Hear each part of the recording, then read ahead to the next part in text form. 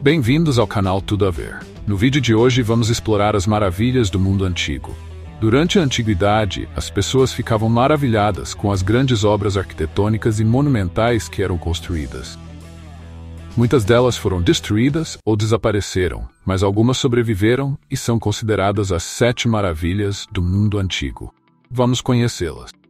Primeira maravilha é a Grande Pirâmide de Gizé, no Egito. A Grande Pirâmide de Gizé, também conhecida como a Pirâmide de Quéops, é a maior das 3 pirâmides localizadas na necrópole de Gizé, no Egito. Construída por volta de 2500 a.C., ela serviu como túmulo para o faraó Quéops. É a maior das 3 pirâmides de Gizé e uma das mais impressionantes construções da antiguidade. A construção da Grande Pirâmide é um feito extraordinário de engenharia e arquitetura. Composta por aproximadamente 2,3 milhões de blocos de pedra, cada um pesando em média 2,5 toneladas. A pirâmide originalmente tinha cerca de 146 metros de altura. Hoje, devido à erosão e perda de algumas pedras do topo, ela mede aproximadamente 138 metros. A precisão com que a pirâmide foi construída é impressionante. Ela está perfeitamente alinhada com os pontos cardeais: norte, sul, leste e oeste. As técnicas usadas pelos antigos egípcios para alcançar essa precisão ainda são objeto de debate entre arqueólogos e engenheiros. A origem das pedras e o método de transporte também são fascinantes. As pedras foram extraídas de pedreiras próximas, e acredita-se que foram transportadas para o local de construção usando trenós e trilhos especiais. Mas mesmo nos dias de hoje não foi possível recriar esse feito. Será que tiveram ajuda externa? No interior da pirâmide há várias câmaras e passagens. A mais famosa é a Câmara do Rei, onde se acredita que o faraó Quéops foi sepultado. Mas nunca foi encontrado nenhum corpo ou múmia dentro da pirâmide. As passagens estreitas e os corredores ascendentes adicionam mais mistério à sua construção. A Grande Pirâmide não era apenas um suposto túmulo, mas também um símbolo de poder e divindade. Para os antigos egípcios, as pirâmides representavam a escada para o céu, um meio pelo qual os faraós poderiam alcançar a imortalidade e se juntar aos deuses no pós-vida. Com o passar dos séculos, a Grande Pirâmide de Gizé tem sido objeto de muitas teorias e especulações. Desde teorias sobre intervenções extraterrestres na construção e arquitetura, até especulações sobre câmaras secretas ainda não descobertas, a pirâmide continua a ser um enigma, que é alvo de inúmeras teorias e conceitos de sua real função, como um enorme lugar e iniciação espiritual, palco de rituais religiosos e até mesmo como lugar de cura, oráculo e transmutação transcendental para a consciência, entre outras teorias. O que você acha? Comente. Recentemente, tecnologias de varredura e análise térmica sugerem a existência de espaços vazios ou câmaras ocultas dentro da pirâmide, que ainda não foram exploradas. Algumas teorias conspiratórias propõem que a pirâmide foi construída com a ajuda de extraterrestres, devido à complexidade e precisão da obra. Hoje, a Grande Pirâmide de Gizé é uma das principais atrações turísticas do Egito, continua a fascinar visitantes do mundo inteiro. Ela é um testemunho duradouro da habilidade e engenhosidade dos antigos egípcios e um símbolo da busca humana por significado e eternidade. E aí, o que achou da Grande Pirâmide de Gizé? Deixe nos comentários se você já teve a oportunidade de visitá-la ou se gostaria de conhecer essa maravilha pessoalmente. A segunda maravilha são os misteriosos e fascinantes Jardins Suspensos da Babilônia, na antiga Mesopotâmia. Os Jardins Suspensos da Babilônia são frequentemente descritos como um paraíso exuberante, uma maravilha de engenharia e beleza natural. Eles teriam sido localizados na antiga cidade da Babilônia, na Mesopotâmia, atual Iraque. Segundo a tradição, os Jardins Suspensos foram construídos pelo rei Nabucodonosor II por volta de 600 a.C. para sua esposa, a rainha Amitis, que sentia saudades das montanhas e vegetação de sua terra natal. Os jardins eram supostamente compostos por terraços elevados, suportados por enormes colunas de pedra. Cada terraço era repleto de plantas, árvores, flores exóticas, criando uma cascata de vegetação. Uma das maiores façanhas de engenharia dos Jardins Suspensos era o complexo sistema de irrigação.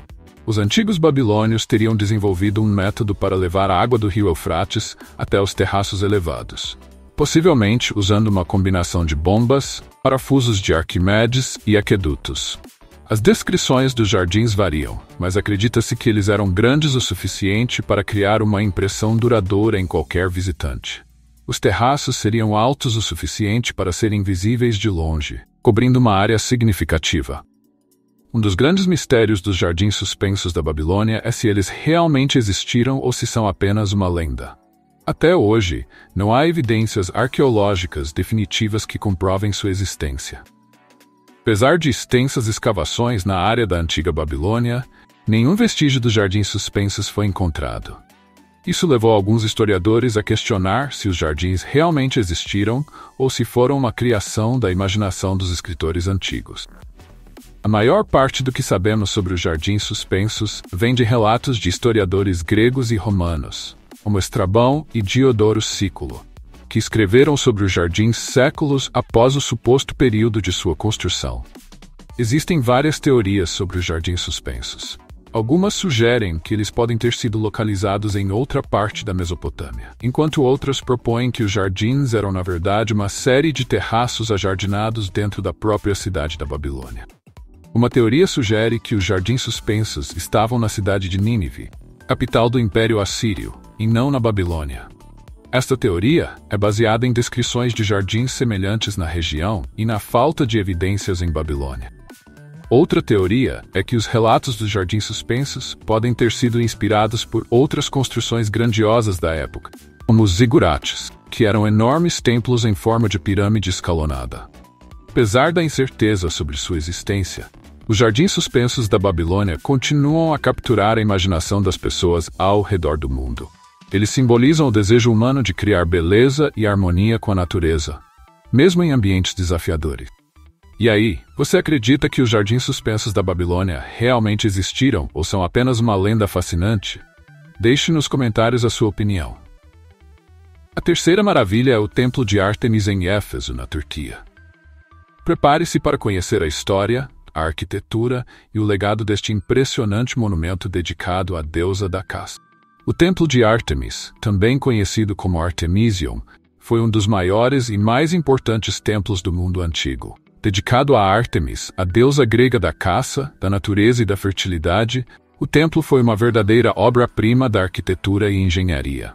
O Templo de Ártemis foi construído e reconstruído várias vezes ao longo dos séculos. A versão mais famosa do templo foi concluída em 550 a.C. pelo arquiteto Creto, sob a supervisão do rei Creso da Lídia. O templo mediu aproximadamente 137 metros de comprimento e 69 metros de largura, com 127 colunas de mármore, cada uma com 18 metros de altura. Essa grandiosidade fez do Templo de Ártemis uma das maiores estruturas do mundo antigo. Construído no estilo jônico, o templo era adornado com elaborados relevos e esculturas que retratavam cenas mitológicas e a vida de Ártemis. A mistura de elementos gregos e orientais refletia a posição de Éfeso como uma cidade cosmopolita. O Templo de Ártemis não era apenas um lugar de adoração, mas também um importante centro econômico e cultural. Ele atraía visitantes de todo o mundo mediterrâneo, que vinham para prestar homenagens à deusa e fazer oferendas. Além de seu papel religioso, o templo servia como um refúgio seguro para pessoas em perigo, incluindo escravos fugitivos e devedores. O templo também era o local de grandes festivais e feiras comerciais, que atraíam mercadores e peregrinos de diversas regiões. O Templo de Ártemis sofreu várias destruições ao longo da história. A mais famosa delas ocorreu em 356 a.C., quando um homem chamado Heróstrato incendiou o templo, na esperança de alcançar a imortalidade através da infâmia. Após a destruição, o templo foi reconstruído com a ajuda de Alexandre o Grande, que ofereceu financiar a reconstrução desde que seu nome fosse associado ao templo. Os habitantes de Éfeso aceitaram a ajuda, mas recusaram a condição de Alexandre. No século III d.C., o templo foi novamente destruído, desta vez por invasores godos. Com o advento do cristianismo e o declínio de Éfeso, o templo caiu em desuso, e suas ruínas foram saqueadas ao longo dos séculos. As ruínas do Templo de Ártemis foram redescobertas no século XIX por arqueólogos britânicos. Embora restem apenas algumas colunas e fragmentos, a grandeza do templo ainda pode ser imaginada através das descrições antigas e das descobertas arqueológicas. Muitas das esculturas e artefatos encontrados nas escavações estão agora no Museu Britânico, em Londres. O sítio arqueológico de Éfeso, incluindo os restos do Templo de Ártemis, é hoje um patrimônio mundial da Unesco, atraindo milhares de turistas todos os anos. O Templo de Ártemis em Éfeso é um testemunho da devoção religiosa, da habilidade arquitetônica e do poder cultural da antiga Grécia. Embora grande parte do templo esteja em ruínas, seu legado perdura na história e na imaginação. E aí, o que achou dessa grandiosa maravilha? A quarta maravilha é o Mausoléu de Halicarnasso, na atual Turquia. O Mausoléu de Halicarnasso foi construído entre 353 e 350 a.C., em Halicarnasso, na atual cidade de Bodrum, na Turquia.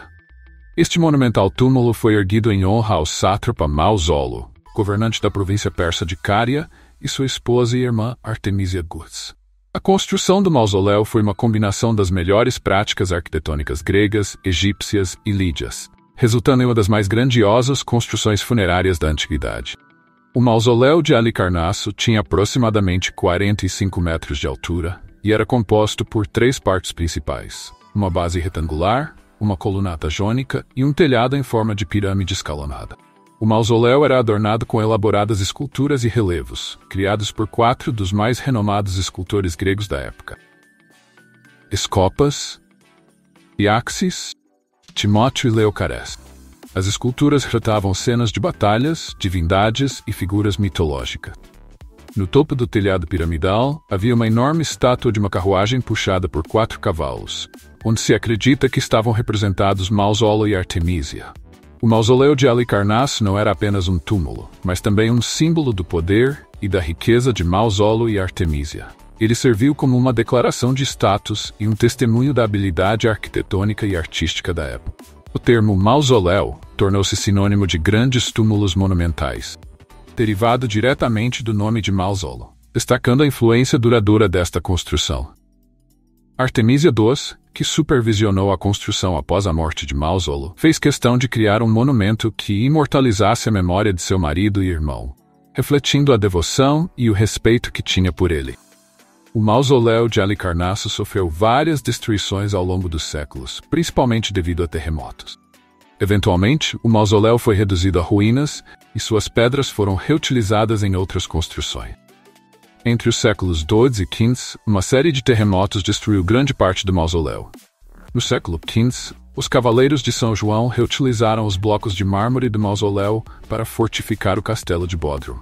Embora o mausoléu esteja em ruínas, seu legado perdura através das descrições antigas e das influências arquitetônicas que ele inspirou. As escavações arqueológicas no século XIX trouxeram à luz várias esculturas e fragmentos do mausoléu, muitos dos quais estão agora no Museu Britânico. As ruínas do mausoléu de Halicarnasso ainda são um importante sítio histórico e arqueológico, atraindo visitantes de todo o mundo. O mausoléu de Halicarnasso é um testemunho da habilidade arquitetônica e artística da antiguidade e um símbolo duradouro de poder e devoção. E aí, o que achou dessa magnífica maravilha? A quinta maravilha é o Colosso de Rhodes, uma enorme estátua do deus grego Hélio, construída na ilha de Rhodes, na Grécia. O Colosso de Rhodes foi uma enorme estátua de bronze do deus grego Hélio, construída no século III a.C. na ilha de Rhodes, na Grécia. Erguida para celebrar a vitória sobre o cerco de Demétrio Poliorcetes em 305 a.C., a estátua tornou-se um símbolo de resiliência e triunfo. A construção do Colosso de Rhodes foi um feito extraordinário de engenharia e arte. A obra foi realizada pelo escultor Carés de Lindos, discípulo de Lisipo, e levou cerca de 12 anos para ser concluída, entre 292 e 280 a.C. A estátua tinha aproximadamente 33 metros de altura, equivalente a um edifício de 11 andares. Era feita de bronze, com um esqueleto interno de ferro, e repousava sobre um pedestal de mármore branco. Embora muitas representações modernas mostrem o colosso com as pernas abertas sobre o porto de Rhodes, a maioria dos historiadores acredita que ele estava posicionado de forma mais estável, com os pés juntos ou ligeiramente afastados, em uma plataforma. A construção do colosso envolveu técnicas avançadas para a época, incluindo o uso de moldes de argila e uma estrutura de andaimes. As peças de bronze foram fundidas e depois unidas, com a estátua sendo montada em seções. O Colosso de Rhodes não era apenas uma estátua impressionante, mas também um símbolo de poder e liberdade. representava o deus Hélio, protetor da ilha, e comemorava a vitória dos rodenses sobre os invasores. A construção do colosso foi financiada pela venda dos equipamentos militares deixados pelos invasores derrotados, transformando armas de guerra em um símbolo de paz e prosperidade. Devido à sua altura e posição, a estátua também servia como um marco visual para os navegantes que chegavam ao porto de Rhodes, ajudando-os a se orientar. O Colosso de Rhodes permaneceu em pé por apenas 54 anos. Em 226 a.C., um grande terremoto atingiu a ilha de Rhodes, quebrando a estátua nos joelhos e derrubando-a. A queda do colosso foi um evento devastador, mas os rodenses, seguindo um oráculo, decidiram não reconstruí-lo, acreditando que haviam ofendido Hélio. Por quase 800 anos, os restos da estátua permaneceram no local onde caíram, até serem vendidos por invasores árabes no século VI. Segundo relatos, os fragmentos de bronze foram levados em centenas de camelos para serem derretidos e reutilizados. Apesar de sua curta existência, o Colosso de Rhodes deixou um legado duradouro na cultura e na história. A estátua inspirou muitas outras obras de arte ao longo dos séculos. Continua a ser um símbolo de grandeza e resistência. O termo colosso passou a ser usado para descrever qualquer estátua ou estrutura de grande tamanho, demonstrando a influência cultural da obra. A cidade de Rhodes continua a celebrar seu passado glorioso, e o colosso é um elemento central da identidade cultural da ilha. O Colosso de Rhodes foi uma maravilha da engenharia e um símbolo duradouro de poder e liberdade. Embora não tenha resistido ao tempo, seu impacto permanece até hoje na história e na cultura. E aí, o que achou dessa grandiosa maravilha? A sexta maravilha é o Farol de Alexandria, no Egito. Prepare-se para conhecer os segredos dessa incrível construção que guiou os navegantes do mar Mediterrâneo por séculos. O Farol de Alexandria, também conhecido como Faros de Alexandria, foi uma torre monumental construída na pequena ilha de Faros, próxima à cidade de Alexandria, no Egito. Esta obra-prima da engenharia antiga foi concluída por volta de 280 a.C., durante o reinado de Ptolomeu II Filadelfo. A construção do Farol de Alexandria foi um feito extraordinário de engenharia e design. Projetado pelo arquiteto Sóstrato de Quínido, o farol tornou-se um protótipo para futuras construções de faróis em todo o mundo. O farol tinha aproximadamente entre 100 e 130 metros de altura, tornando-se uma das estruturas mais altas do mundo antigo. Era composto por 3 seções principais: uma base quadrada, uma seção intermediária octogonal e uma seção superior cilíndrica. A estrutura foi construída principalmente com grandes blocos de calcário e granito. A base sólida suportava o peso e proporcionava estabilidade contra os ventos fortes e terremotos. No topo do farol havia uma grande fogueira, cujo brilho era amplificado por um sistema de espelhos de bronze.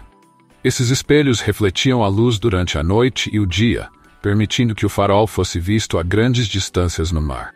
O Farol de Alexandria não era apenas uma impressionante obra de engenharia, mas também uma ferramenta vital para a navegação e o comércio. A principal função do farol era guiar os marinheiros em segurança até o porto movimentado de Alexandria, evitando os perigosos recifes e bancos de areia que cercavam a costa. Além de sua função prática, o farol também simbolizava o poder e a riqueza da cidade de Alexandria e do Império Ptolemaico. Ele demonstrava a capacidade tecnológica e a sofisticação cultural da época. O Farol de Alexandria enfrentou vários desastres naturais ao longo dos séculos, incluindo terremotos que eventualmente levaram à sua destruição. Entre os séculos IV e XIV, uma série de terremotos danificou gravemente o farol. Os mais devastadores ocorreram em 956, 1303 e 1323, deixando a estrutura em ruínas. Os restos do farol eventualmente caíram no mar e foram submersos, mas permanecem como um sítio arqueológico subaquático de grande interesse. Apesar de sua destruição, o Farol de Alexandria deixou um legado duradouro na história da arquitetura e da navegação. A estrutura e a tecnologia do Farol de Alexandria inspiraram a construção de muitos faróis ao longo dos séculos, estabelecendo um padrão para futuras construções marítimas. As ruínas submersas do farol foram exploradas por arqueólogos subaquáticos, revelando valiosos insights sobre sua construção e estrutura. O sítio arqueológico em Alexandria continua a ser uma fonte rica de descobertas. O farol de Alexandria foi uma maravilha da engenharia antiga e um farol de esperança para marinheiros que navegavam pelas águas do Mediterrâneo. Seu legado de inovação e guia continua a brilhar na história e na imaginação das pessoas. E aí, o que achou dessa magnífica maravilha? Por último, mas não menos importante, a sétima maravilha é o Templo de Zeus em Olímpia, na Grécia. Este templo foi construído em homenagem ao deus grego do trovão e era considerado uma das maiores construções da Grécia Antiga. O Templo de Zeus foi uma magnífica construção situada em Olímpia, na Grécia, o local sagrado onde os Jogos Olímpicos antigos eram realizados. Dedicado a Zeus, o deus supremo do panteão grego, o templo foi um centro de adoração e celebração. A construção do Templo de Zeus começou por volta de 470 a.C. e foi concluída cerca de uma década depois. Por volta de 456 a.C., a obra foi financiada pelo povo de Elis e projetada pelo arquiteto Libon de Elis.